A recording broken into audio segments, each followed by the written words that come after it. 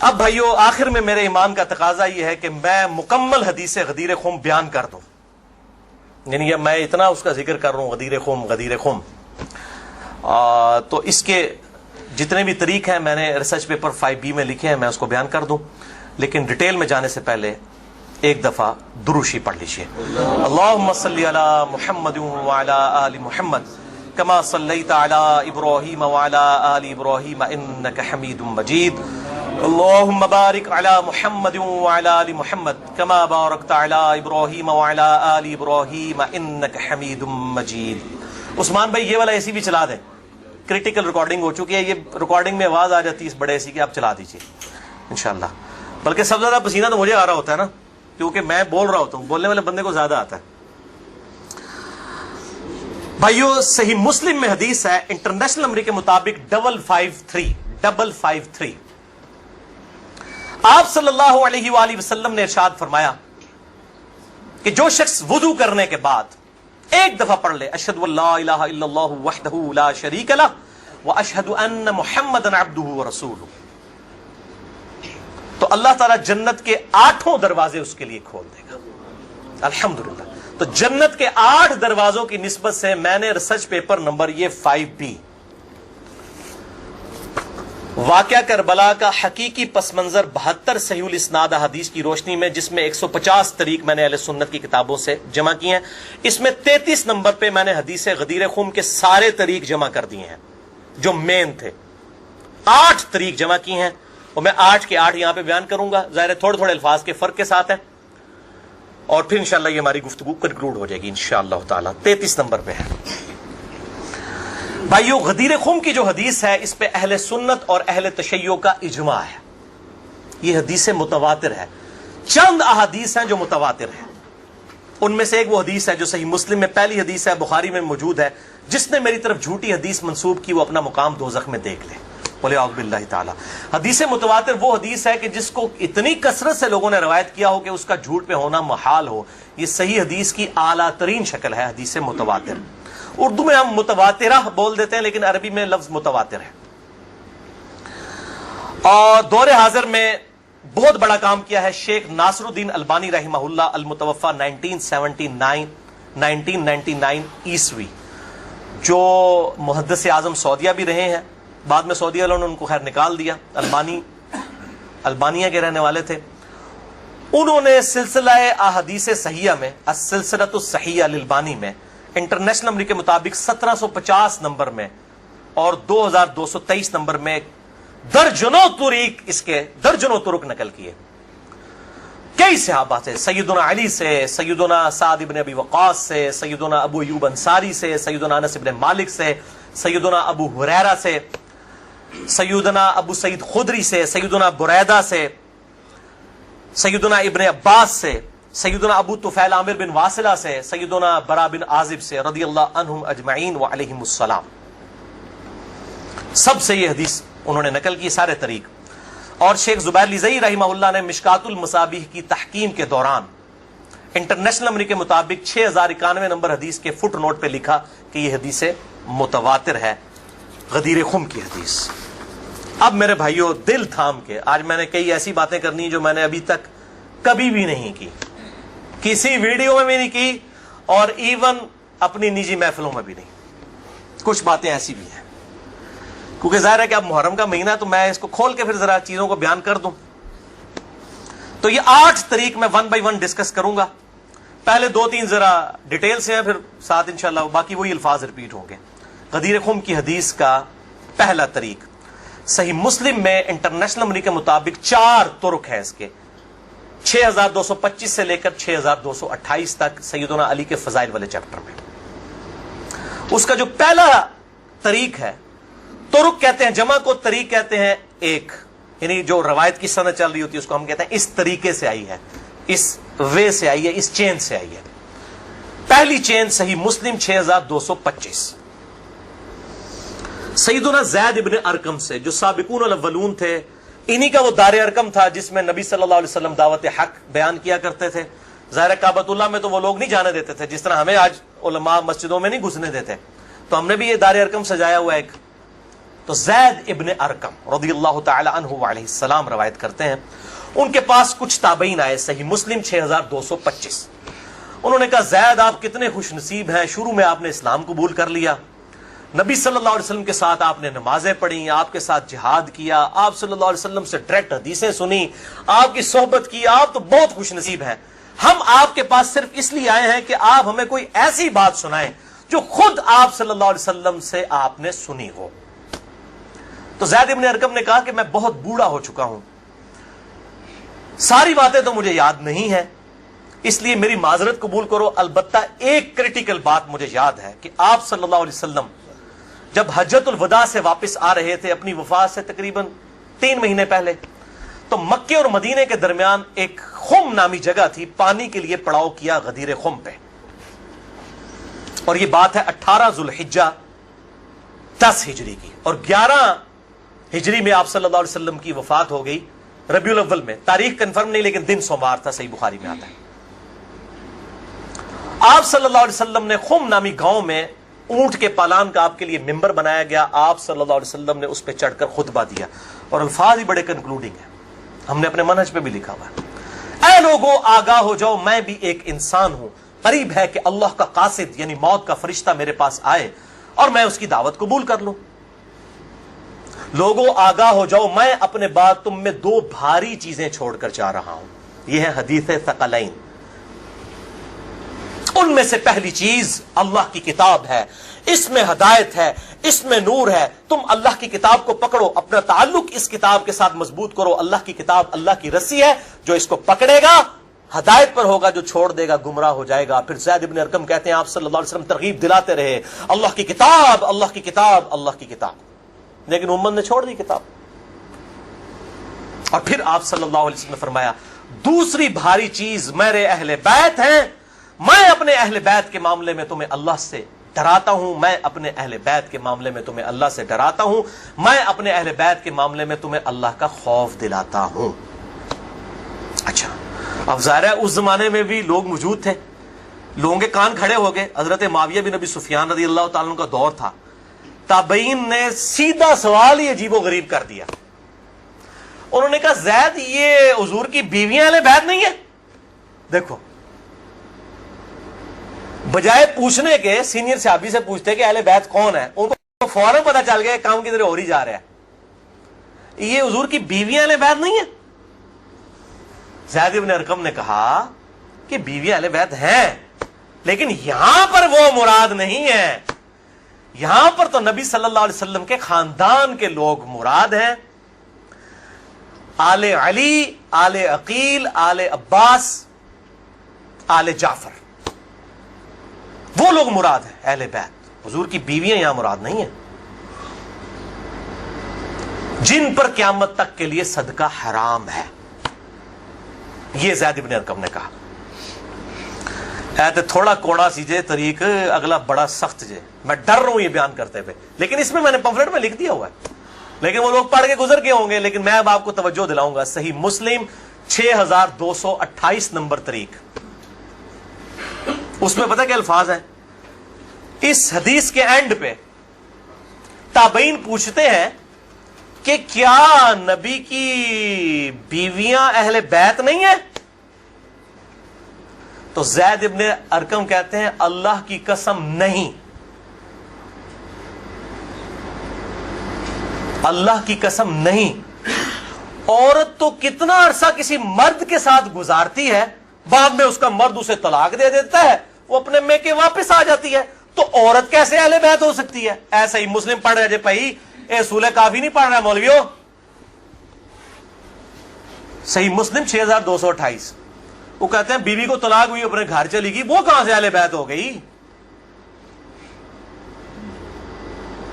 یہاں تو نبی صلی اللہ علیہ وسلم کے خاندان والے مراد ہیں، جن پر قیامت تک کے لیے صدقہ حرام ہے۔ زید ابن ارقم کو ریال نہیں ملتے تھے، نہ سعودیہ سے نہ ایران سے، وہ تو صحابی تھے نا رضی اللہ تعالیٰ عنہ، حق بیان کیا انہوں نے۔ اچھا یہ نہ سمجھیں یہ کہہ دیں کہ زید ابن ارقم کا اجتہاد ہے، اے پائی اجتہاد نہیں ہے، سن لو، ایک معنوں میں اہل بیت بیویاں ہیں سورۃ الاحزاب آیت نمبر 33 کے تحت، لیکن یہ جس اہل بیت کے بارے میں اللہ سے ڈراتا ہوں ان کے ساتھ اس نے سلوک کرنا، یہ وہی لوگ تو ذبح ہوئے ہیں، آل عقیل ذبح ہوئے، آل جعفر ذبح ہوئے، آل عباس جعفر ہوئے، آل علی ذبح ہوئے، انہی کی اولادیں ذبح ہوئی ہیں نا. یہ 72 جو ہم شہدائے کربلا کہتے ہیں انہی کے بارے میں ڈرایا تھا، جن کے بارے میں غیبی خبر دی گئی تھی کہ ان کے ساتھ امت برا سلوک کرے گی. اچھا، یہ زید ابن ارقم کا اجتہاد نہیں ہے میرے بھائیوں. اس کی سپورٹ میں صحیح مسلم سے 2 مرفوع حدیثیں اپنے محبوب صلی اللہ علیہ وسلم کی حدیثیں بیان کرتا ہوں. سنیں، پہلی حدیث انٹرنیشنل نمبر کے مطابق صحیح مسلم میں 6261 نمبر. اما عائشہ رضی اللہ تعالی عنہا وعلیہ السلام خود روایت کر رہی ہیں کہ ایک دن نبی صلی اللہ علیہ وسلم اس حال میں برآمد ہوئے کہ آپ صلی اللہ علیہ وسلم نے ایک کالے رنگ کی چادر اوڑھی ہوئی تھی جس پہ نقش و نگار بنے ہوئے تھے جیسا کہ اونٹ کے کجاووں کے ہوتے ہیں. کالے رنگ کی منقش چادر اوڑھی ہوئی تھی. اتنے میں سیدنا حسن آئے، آپ صلی اللہ علیہ وسلم نے ان کو اپنی چادر کے نیچے لے لیا. پھر سیدنا حسین آئے، ان کو اپنی چادر کے نیچے لے لیا. پھر سیدہ فاطمہ آئی، ان کو اپنی چادر کے نیچے لے لیا. پھر سیدنا علی آئے، ان کو بھی اپنی چادر کے نیچے. ان چاروں کو لیا اور 5ویں خود، جس سے 5 تن پاک کا ہم کانسیپٹ لیتے ہیں، 5 اس چادر کے نیچے لیا. سیدہ عائشہ کو نہیں لیا. پوائنٹ ٹو بی نوٹڈ، وہ راوی ہیں، وہ دیکھ نہیں ہے منظر. اور اما عائشہ دیکھ لیں کتنی منصف مزاج تھی، انہوں نے یہ روایت بیان کر دی. ورنہ کسی درجے میں اپنے بارے میں بھی سوچ سکتی تھی کہ مجھے نہیں لیا گیا. لوگ کل کو سوال کریں گے کہ آپ کو کیوں نہیں لیا گیا، آپ اہل بیت نہیں تھیں؟ یقیناً تھی. لیکن یہ والا معاملہ جو ہے وہ ایکسٹرا آرڈنری ہے، اسپیشل پروٹوکول ہے. چادر کے نیچے لیا. پھر آپ صلی اللہ علیہ وسلم نے سورۃ الاحزاب کی آیت نمبر 33 پڑھی. انما یرید اللہ لیذھب عنکم الرجس اہل البیت ویطہرکم تطہیرا. اے نبی کے گھر والو، اللہ تو صرف یہی چاہتا ہے کہ ہر طرح کی ناپاکی تم سے دور کر دے اور تمہیں خوب صاف ستھرا کر دے. راویہ اما عائشہ ہیں، خود چادر کے نیچے نہیں ہیں. علی، حسن، حسین اور سیدنا علی ہیں، سیدہ فاطمہ ہیں، اور نبی صلی اللہ علیہ وسلم 5ویں خود. تو زید ابن ارقم نے کوئی غلط بات نہیں کی ہے، ان کو یہ حدیثیں پتہ تھیں. اور دوسری حدیث صحیح مسلم سے ہی انٹرنیشنل نمبر کے مطابق 6220 نمبر. یہ بڑی لمبی حدیث ہے، میرا ٹاپک کسی دوسری طرف چلا جائے گا اور کچھ بن جانا ہے. چونکہ میں اس کو لکھ چکا ہوں ان 150 روایتوں والے 72 والے احادیث والے، لہذا میں اس کا ایک پورشن بیان کرنے لگا ہوں. باقی جسے شوق ہو تو وہ پڑھ لے، اس کے اندر میں نے لکھا ہے اس کا پورا طریقہ، ورنہ معاملہ کہیں سے اور ہی نکل جانا ہے. پھر سب و شتم والا ایشو ڈسکس ہو جانا ہے. حضرت معاویہ کے دور میں جو سیدنا علی کے پر لعنت ہوتی تھی، وہ والا ٹاپک اس میں ڈسکس ہو جانا ہے.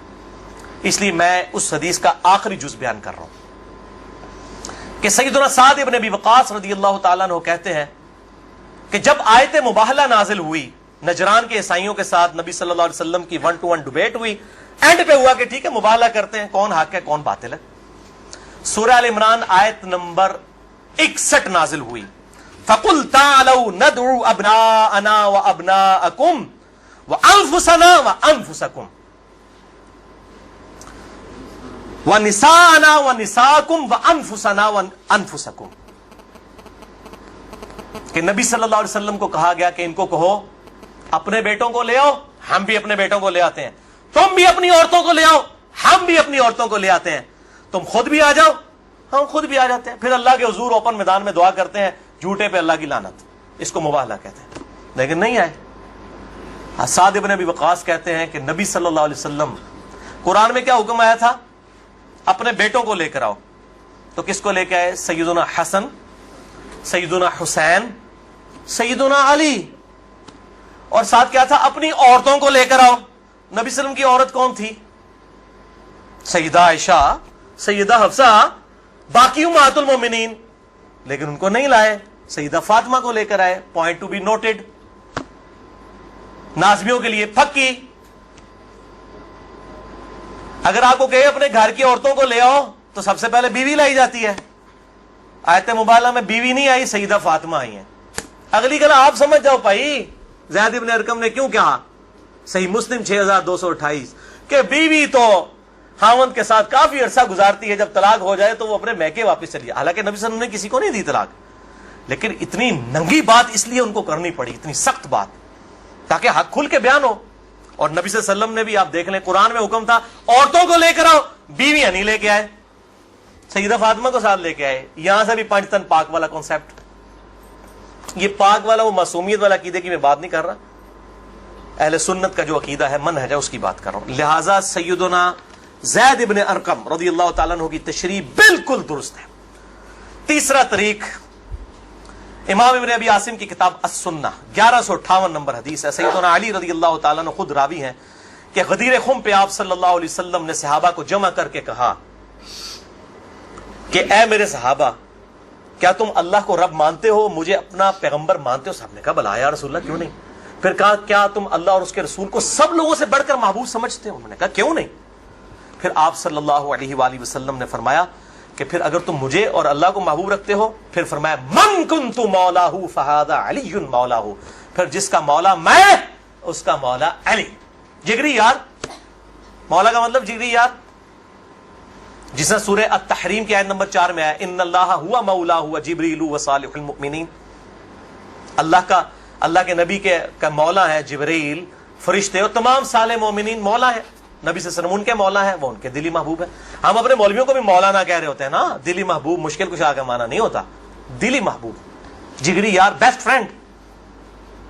अच्छा, चौथा तरीक सुनन निसाई अल कुबरा में इंटरनेशनल नंबर के मुताबिक 8478 सैयदना अबू तुफैल आमिर बिन वासिला रज़ियल्लाहु ताला अन्हु, ये वो सहाबी हैं जो सबसे आखिर में फौत हुए हैं 110 हिजरी में, नबी सल्लल्लाहु अलैहि वसल्लम की वफात के बाद 100 साल तक जिंदा रहे हैं। ये अबू तुफैल आमिर बिन वासिला जंगे जमल सिफीन नहरवान में सैयदना अली के साथ रहे हैं। किधर 37 हिजरी में जाके जंगे जमल सिफीन हो रही है और किधर 110 हिजरी में ये फौत हुए हैं। और इनकी हदीसें नबी सल्लल्लाहु अलैहि वसल्लम से भी रवायत हैं और सैयदना अली से भी इन्होंने कई हदीसें रवायत की हैं। वो कहते हैं कि खुले मैदान में सैयदना अली रज़ियल्लाहु ताला अन्हु ने, ये सिफीन का ही मौका था, पब्लिक को जमा किया, अपने मानने वालों को जो साथ थे, शियाने अली, शिया का मतलब है ग्रोह के बंदे। तो फिर उनसे वो हदीस बयान की कि जरा मुझे बताओ ना कि तुम लोगों ने नबी सल्लल्लाहु अलैहि वसल्लम से ये हदीस सुनी थी, तो कई लोग गवाही के लिए खड़े हो गए। फिर वो पूरी हदीस बयान की जो आप सल्लल्लाहु अलैहि वसल्लम फरमाया अन्नबिय्यु औला बिल मुमिनीन मिन अनफुसिहिम, नबी सल्लल्लाहु अलैहि वसल्लम मोमिनीन की जानों पर उनकी जानों से बढ़कर हक रखते हैं और नबी की बीवियां उम्मत की माएँ हैं। इस आयत के तहत ए सहाबा इकराम, ए मेरे उम्मतियों, क्या तुम मुझे सबसे बढ़कर महबूब रखते हो? सबने कहा भला या रसूलल्लाह। फिर आप सल्लल्लाहु अलैहि वसल्लम ने मौला अली का हाथ पकड़ा, यूं बुलंद किया सहाबा में और कहा मन कुन्तु मौलाहु फहादा अलीयुन मौलाहु, फिर जिसका जिगरी यार मैं, उसका जिगरी यार अली भी होने चाहिए, हाथ पकड़कर। अच्छा, अबू तुफैल आमिर बिन वासिला कहते हैं ये हदीस जब मैंने सैयदना अली से सुनी तो मैं हिल गया। मेरे दिल में कलक था कि नबी सल्लल्लाहु अलैहि वसल्लम ने इतनी बड़ी बात की हजरत अली के बारे में और सहाबा इकराम ने रिज़वान ने गवाही दी। इसमें आगे अल्फाज ये मौजूद हैं कि इसमें ही अल्फाज मौजूद है कि आप सल्लल्लाहु अलैहि वसल्लम ने इसी हालत में कहा, ऐ अल्लाह, जो अली से मोहब्बत रखे उससे मोहब्बत रख, जो अली से दुश्मनी रखे उससे तू भी दुश्मनी रख। ये बहुत बड़ी बात है। अबू तुफैल कहते हैं मैंने कहा ये हदीस, मैं कहते हैं मैं बाहर निकला, मैंने कहा सबसे सीनियर सहाबी शुरू के मुसलमान है ज़ैद इब्न अरकम, वो पहले तैयार बैठे सन ज़ैद इब्न अरकम, वो तो भूलेगा नहीं ज़ैद इब्न अरकम कौन है, तो जमात इस्लामी के स्कूल भी नहीं दारे अरकम भूलणगे, तो दारे अरकम उन्हीं के नाम पे रखे हुए हैं क्योंकि दारे अरकम सबसे पहला घर था जहां नबी सल्लल्लाहु अलैहि वसल्लम दावत तौहीद किया करते थे। ज़ैद इब्न अरकम के पास गए, उनका ज़ैद आप तो साबिकून और अव्वलून में से हैं, मुझे बताएं हजरत अली ने ये हदीस बयान की है और इतने लोगों ने गवाही दी है।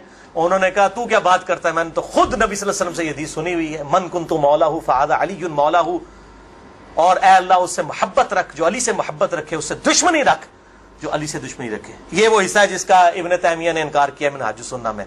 फिर शेख अलबानी ने फिर सफ़ों के सफ़े काले किए कि इब्न तैमिया में जल्दबाजी की आदत थी और मुबालगा आ रही थी। सिलसिला अहदीस सहिया 2223 नंबर हदीस के कॉन्टेक्स्ट में शेख अलबानी ने सख्त गिरफ्त की है। अच्छा, पांचवा तरीक सही मुस्लिम में 3713 है, जामिया तिरमिज़ी में 3713। पांचवा तरीक मन कुन्तु मौलाहु फहादा अलीयुन मौलाहु, ज़ैद इब्न अरकम से जाबिर बिन अब्दुल्लाह से रज़ियल्लाहु ताला अन्हुमा। छठा तरीक मुस्नद अहमद में है इंटरनेशनल नंबर के मुताबिक 19321 जिल्द 4 सफ़ा 370 पर। کہ سیدنا علی نے جب پوچھا گواہی دو گے اس حدیث کی غدیر خم کی، تو 30 صحابہ وہاں پر کھڑے ہوئے، اور باقی پوری حدیث وہی ہے سنن نسائی الکبریٰ والی کہ اے اللہ اس سے محبت رکھ جو علی سے محبت رکھے، اس سے دشمنی رکھ جو علی سے دشمنی رکھے۔ تو ہمیں تو بڑا فخر ہے، ہم تو علی سے نہ صرف محبت رکھتے ہیں، علی کے دشمنوں کو للکار رہے ہیں، الحمدللہ۔ تو اللہ تعالیٰ اسی عمل کے سبب، اس عمل کا وسیلہ اللہ کے حضور پیش کرتے ہیں کہ اللہ تعالیٰ ہمیں محبوب رکھے، آمین۔ بھائی یہ غدیر خم پہ آپ صلی اللہ علیہ وسلم نے خطبہ کیوں دیا؟ اس کی میں نے حکمت کئی لیکچرز میں بیان کی، یہاں پہ بھی بیان کر دوں۔ یہ آپ خطبہ حجۃ الوداع پہ بھی دے سکتے تھے، وہ روایتیں ضعیف ہیں۔ غدیر خم اس موقع پر پہنچ کر سب لوگ عرب کے جا چکے تھے سوائے اہل شام کے اور اہل مدینہ کے، اور اہل شام صفین میں سیدنا علی کے خلاف کھڑے ہوئے، اور اہل مدینہ میں جو کچھ لوگ تھے انہوں نے اہل مدینہ کے ساتھ زیادتی کی، کچھ ان کے ساتھ زیادتیاں ہوئی۔ اہل مدینہ اور اہل شام کو اصل میں ڈرایا گیا، کیونکہ واقعہ ہرہ میں اہل مدینہ کے ساتھ ظلم کیا یزید نے، اور صفین میں جو ہے وہ حضرت معاویہ جو فوج لے کے آئے وہ شامیوں کی تھی۔ اس لیے نبی صلی اللہ علیہ وسلم نے حضرت علی کے بارے میں یہ کرٹیکل حدیث وہاں پر بیان کی تاکہ شامیوں کو اور اہل مدینہ کو ڈر سنا دیا جائے۔ یہ اس کی ٹیکنیکل ریزن تھی، یہ کوئی خلافت والا معاملہ نہیں تھا۔ وہ تو بخاری اور مسلم کی متفق علیہ حدیث ہے، صحیح بخاری میں 4460 نمبر حدیث ہے۔ سیدنا طلحہ نے جب پوچھا عبداللہ ابن ابی اوفا سے کہ بتائیے کیا نبی صلی اللہ علیہ وسلم نے اپنا وصی کسی کو بنایا؟ انہوں نے کہا کسی کو نہیں بنایا، آپ نے ہمیں قرآن پر چلے رہنے کی وصیت کی تھی۔ یہ جو وصی رسول والا ایشو ہے یہ اجماع صحابہ ہے، میں نے پورا لیکچر ریکارڈ کروا دیا ہے، مسئلہ نمبر 55B، وصی رسول کون ہے اور حدیث قرطاس کا تحقیقی جائزہ۔ وصی رسول نہ سیدنا ابو بکر ہے نہ سیدنا علی ہے، بلکہ قرآن حکیم ہے۔ سیدنا ابو بکر کی جو خلافت اسٹیبلش ہوئی وہ اجماع صحابہ تھا رضی اللہ عنہم اجمعین وعلیہم السلام۔ یہ سارے طریق میں جتنے بیان کر رہا ہوں نا یہ آپ کو مل جائیں گے سلسلہ احادیث صحیحہ میں 1750 نمبر شیخ البانی کے اور 2223 میں۔ سیکنڈ لاسٹ ترک 7واں المستدرک للحاکم میں انٹرنیشنل نمبر کے مطابق 4711 زید ابن ارقم سے۔ یہ بڑے خطرناک الفاظ ہیں۔ زید ابن ارقم، ڈر جاؤ زید ابن ارقم کرو، جڑی روایتیں انہوں نے بیان کی تھی انہیں۔ زید ابن ارقم کہتے ہیں کہ نبی صلی اللہ علیہ وسلم نے فرمایا تھا غدیر خم پر کہ میں اپنے بعد 2 بھاری چیزیں چھوڑ کر جا رہا ہوں، قرآن اور اہل بیت، یہ قیامت تک اکٹھے رہیں گے یہاں تک کہ حوض کوثر پہ آ کے مجھ سے ملاقات کریں گے، قرآن اور اہل بیت۔ یہ حوض کوثر پہ ملاقات کر کے کیا لینا ہے انہوں نے؟ بخاری اور مسلم کی حدیث ہے انصار تم پر ظلم ہوگا، صبر کرنا یہاں تک کہ حوض کوثر پہ مجھے آ کے ملنا۔ بخاری مسلم میں حدیث ہے انصار کی محبت ایمان کی علامت ہے۔ انصار پہ ہی تو ظلم کیا گیا، واقعہ ہرہ کیوں ہوا تھا؟ قتل حسین کے بعد انصار کی اولاد نے بیعت یزید کی توڑ دی تھی، اسی کی وجہ سے اس کو غصہ آیا، کہا انصار صبر کرنا یہاں تک کہ مجھے حوض کوثر پہ کیا مٹھائی کھلائی جائے گی؟ نہیں، بخاری اور مسلم کی متفق علیہ حدیث ہے میرے حوض کوثر پہ کچھ لوگ آئیں گے اور میں کہوں گا اصحابی اصحابی، یہ تو میرے صحابہ ہیں۔ ایک روایت میں اسیحابی اسیحابی، تو میرے ساتھی ہیں، میرے صحابی ہیں۔ یہ کیا کرتے ہیں جس طریق میں آتا ہے نا امتی امتی، وہ نکال کے تو بریلوی دیوبندیوں کے اوپر لگانا شروع کر دیتے ہیں۔ اصحابی اصحابی لکھے نا مکتبۃ شاملہ میں، بخاری مسلم میں کھل جائیں گے۔ تو آپ صلی اللہ علیہ وسلم فرماتے ہیں کہ میں جب ان کو حوض کوثر سے پلانے لگوں گا میرے ان کے درمیان ایک دیوار کھڑی کر دی جائے گی، اور مجھے کہا جائے گا اللہ کے نبی آپ کو نہیں پتا آپ کی وفات کے بعد یہ لوگ دین سے الٹے قدم پھر گئے تھے، انہوں نے دین میں بدعتیں جاری کر فرماتے ہیں میں کہوں گا سحقن سحقن لمن غیر بعدی سحقن سحقن لمن بدل بعدی، ان پر پھٹکار ہو جنہوں نے میری وفات کے بعد میرا دین بدل دیا، جنہوں نے میری وفات کے بعد میرے دین میں تغیر کر دیا۔ اب یہ ایک اور پنڈورا باکس ہے، اس کو بھی میں یہاں پر کلوز کرتا ہوں۔ جسے شوق ہو میری زندگی کا اہم ترین لیکچر مسئلہ نمبر 96 عظمت صحابہ رد المنافقین اور سنی شیعہ کے اختلاف کا تحقیقی جائزہ اہل سنت پاک .com پر جو ہے وہ دیکھ لیں۔ ہر ایک چیز میں سے ایک جن برآمد ہوتا ہے۔ 8واں طریق اس سے ریلیٹڈ ہے، غدیر خم کا تو نہیں لیکن ریلیٹڈ ہے، اس لیے میں نے اس کو بیان کرنا ضروری سمجھا۔ المستدرک للحاکم میں انٹرنیشنل نمبر کے مطابق 4628 اس جتنی میں حدیثیں بیان کر رہا ہوں شیخ البانی، شیخ زبیر لزئی، امام ذہبی، امام حاکم رحمہم اللہ اجمعین تمام نے ان کی تصحیح کی ہوئی ہے۔ میں کو کار بیک نہیں، عالم ضعیف حدیثیں بیان کر رہا نا جو کفایت اللہ سنابلی کرتا ہے، تے پائی جی تے 10 گھنٹے نہ مکن حدیثاں، میں صرف صحیح حدیثیں بیان کر رہا ہوں جن کے اوپر اتفاق ہے سب کا۔ یہ حدیث بھی بڑی اہم حدیث ہے۔ ابو ذر غفاری کا غلام تھا ایک ابو ثابت، وہ کہتے ہیں میں جنگ جمل کے بعد حضرت ام سلمہ ہماری جو ماں ہے جو آخر میں فوت ہوئی واقعہ کربلا کے بعد بھی، ام سلمہ ام المؤمنین رضی اللہ تعالی عنہا و علیہ السلام، کہتے ہیں میں ان کو ملنے گیا، اماں نے پوچھا، اماں ام سلمہ ہوتے اگر میں لیکچر دیا نا بنو امیہ کے خلاف جتنی حدیثیں ہیں نا، جتنی حدیثیں ممبروں پہ لعنت کرنے والے کے خلاف، سیدنا علی کو گالیاں دینے والوں کے پر عتاب، سب کی سب ام سلمہ سے ہیں۔ ام سلمہ پہ اگر ایک میں پورا لیکچر دے سکتا ہوں کہ انہوں نے جو بنو امیہ کے خلاف حدیثیں روایت کی ہیں، ام سلمہ نے، نبی صلی اللہ علیہ وسلم کی بیوی، ایک بریلوی دیوبندی اہل حدیث شیعہ نہیں تھی بھائی، نبی صلی اللہ علیہ وسلم کی بیوی تھی۔ یہاں پر بھی ام سلمہ کو وہ تابعی کہتا ہے میں تو جمل سے آیا ہوں، تو انہوں نے پوچھا کہ بتائیے جنگ جمل میں کیا حال ہوا؟ ان کا اماں میں جنگ جمل میں جو ہے وہ سیدنا علی کا ساتھی تھا۔ اچھا، کہتے ہیں لیکن صبح کے وقت جب میں نے اپنے مخالف لشکر میں سیدہ عائشہ کو دیکھا تو میرا دل ڈولنے لگ پڑا کہ یہ ٹھیک ہے یا وہ، حالانکہ وہ تو کتنی حدیثیں ہیں کہ میری ایک بیوی پہ ہوب کے کتے بھونکیں گے، حدیث ہوب پہ پورا باب شیخ البانی نے باندھ دیا، میں نے 72 حدیثوں میں نقل کیا، سیدہ عائشہ پہ کتے بھونکے، اس کے بعد پوری زندگی روتی تھی، وہ تو ابن زبیر ان کو آگے لے گئے، اس کے بعد سیدنا علی نے ان کو معاف بھی کیا، اور ایک الگ سے ایک ٹاپک ہے، مسئلہ 101 میرا دیکھ لیں۔ بہرحال سیدہ عائشہ رضی اللہ تعالیٰ عنہ کو دیکھا دل ڈگمگا گیا، کہتے ہیں پھر میں نے جب ظہر کی نماز پڑھی تو اللہ نے میرے دل کو مضبوط کر دیا کہ نہیں علی حق پر ہے، تو ہم نے جنگ کی، اور ظاہر ہے وہ تو کلین سویپ ہوا، سیدنا علی جنگ جیت گئے۔ تو ام سلمہ نے پتہ کیا کہا؟ انہوں نے یہ نہیں کہا کہ یہ مشاجرات صحابہ مجھ سے کیوں ڈسکس کر رہے ہو، دو ہی ٹھیک نے، انہوں نے کہا ابو ثابت تو نے بڑا ہی اچھا کام کیا، میں حضور کی بیوی ہوں، میں نے خود نبی صلی اللہ علیہ وسلم سے یہ بات سنی تھی کہ قرآن اور علی یہ قیامت تک ساتھ رہیں گے یہاں تک کہ یہ مجھے حوض کوثر پہ آ کر ملے۔ اس سے مراد نہیں کہ حضرت علی زندہ رہیں گے، مراد یہ ہے کہ علی کا جو سٹانس ہے اور قرآن یہ ساتھ ہے، دونوں علی اور قرآن ساتھ رہیں گے یہاں تک کہ حوض کوثر پہ آ کے مجھے ملے۔ اوتھے نازمیاں دی لگے گی پھینٹی، حوض کوثر تے تب ملن گے تو پھر یہی کچھ ہوئے گا نا، سحقن سحقن لبن غیر بعدی، وہاں پہ یہ ہوگا۔ اچھا، تو یہ الحمدللہ سارے طریق مکمل ہوئے۔ آخر میں 3 حدیثیں بیان کر کے اس کو کنکلوڈ کرتا ہوں۔ المستدرک الحاکم میں صحیح سند کے ساتھ 4717 نمبر حدیث ہے، ایک طریق شیخ البانی شیخ زبیر علی زئی دونوں نے صحیح کہا، امام حاکم امام ذابی نے موافقت کی کہ آپ صلی اللہ علیہ وسلم نے فرمایا اللہ کی قسم ہم اہل بیت کے ساتھ جو بغض رکھے گا اللہ تعالیٰ اسے ضرور دوزخ میں داخل کرے گا۔ کہتے نہیں یزید کا معاملہ اللہ پہ چھوڑیں، امام ذہبی نے لکھا ہے کہ سب سے بڑا ناسبی یزید تھا، اللہ پہ چھوڑیں، بغض نہیں تھا، جو ممبروں پر لعنت کرواتے تھے بغض نہیں تھا، یہ پتہ نہیں کیڑی ایکویشن ہے، تو جھوٹا دفاع کرتے ہیں بنو امیہ کا۔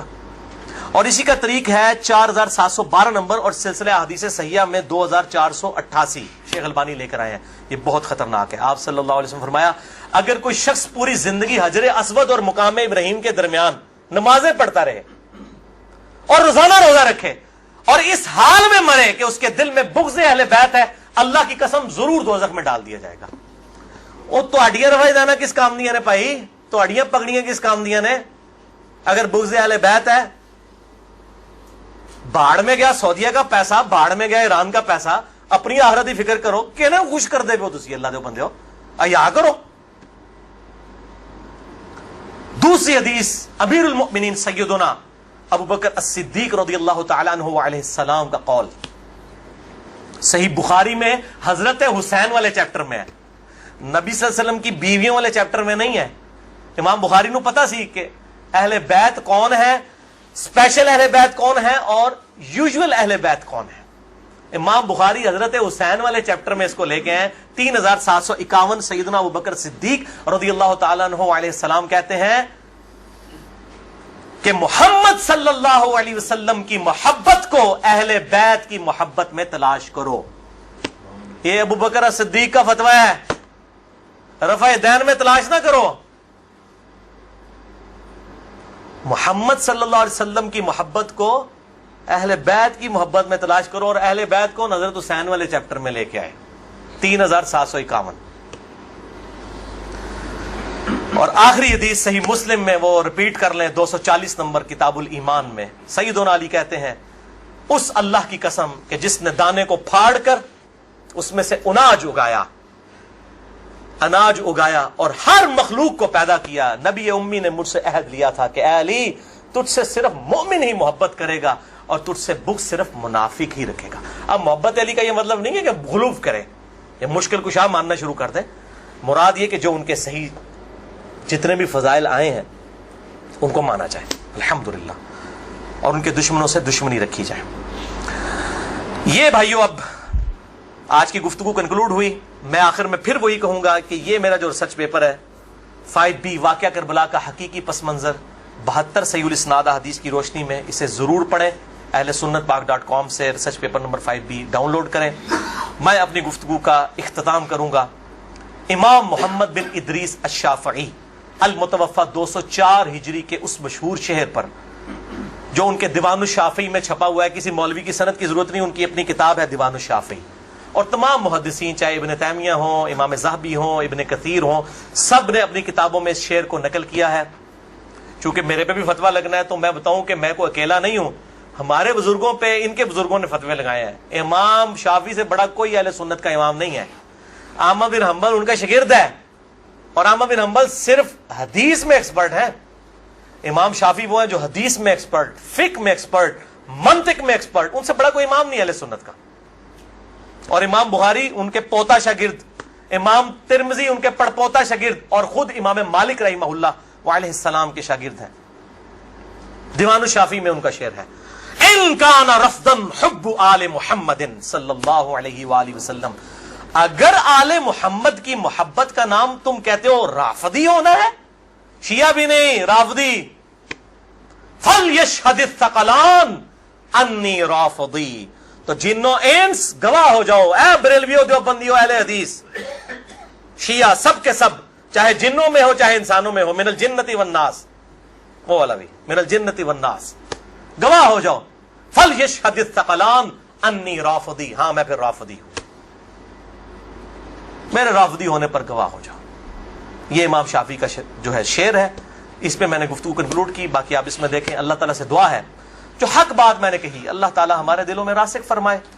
اگر جذبات میں میرے منہ سے کوئی بات نکل گئی تو اللہ تعالیٰ ہمارے دلوں سے محو کر دے. اللہ تعالیٰ ہمیں کتاب و سنت کی تعلیمات پر عمل کر کے دوسرے بھائیوں تک پہنچانے کی توفیق عطا فرمائے. سبحانک اللہم و بحمدک اشہد ان لا الہ الا انت استغفرک و اتوب الیک وما علینا الا البلاغ المبین. درود شریف ایک دفعہ ضرور پڑھیں. اللہم صلی علی محمد وعلی آل محمد کما صلیت علی ابراہیم وعلی آل ابراہیم انک حمید مجید. اللہم بارک علی محمد وعلی آل محمد کما بارکت علی ابراہیم وعلی آل ابراہیم فی العالمین انک حمید مجید. جتنے بھائی آئے ہیں ریسرچ پیپرز بھی لے کے جائیں، اور جنہوں نے سوال کرنے ہیں 10 منٹ کے بعد میرے پاس آئیے گا، کیونکہ میں ظاہر ہے اتنی گفتگو کر کے پھر جو ہے وہ تھک جاتا ہوں. جزاک اللہ خیرہ، جزاکم اللہ خیرہ، وما علینا الا البلاغ المبین. ٹھیک ہے، اسے بند کر دیجیے.